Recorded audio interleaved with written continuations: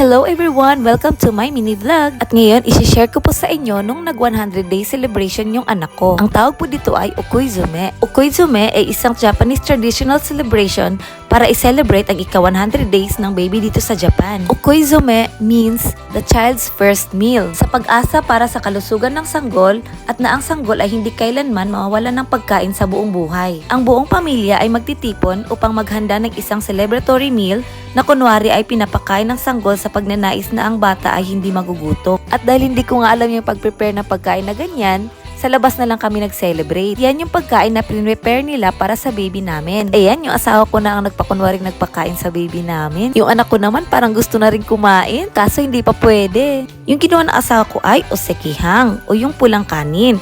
Tapos yung usoy mono. Tapos yung osekihang na naman. Tapos yung yakizakana o yung pritong isda. Yung isda po na ginamit dito ay yung Thai fish. Kasi yung isda na yon ay may pulang kulay. Kasi sabi ng asawa ko, dito daw sa Japan, pag nagse-celebrate daw sila, ay inihahanda nila yung may mapupulang kulay na pagkain. It means happy daw. And alam nyo ba, nag-search muna yung asawa ko sa internet bago kami pumunta dito. Kasi nakalimutan na daw niya paano gawin to.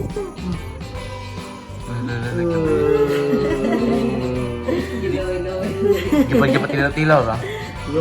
Simot lang kayo.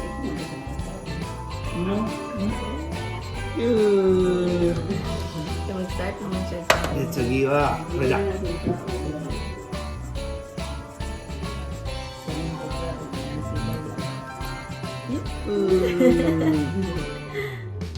回やるんだってな。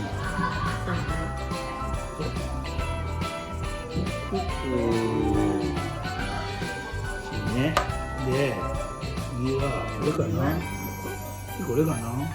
これかな。これよ。Uisi na, uisi. Ay na, uisi.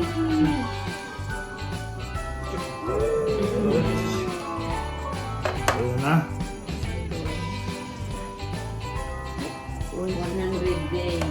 100 days. Ay na! いいか。いいか。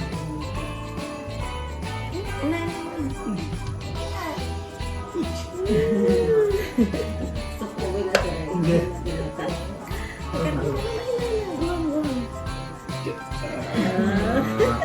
Ngilak na.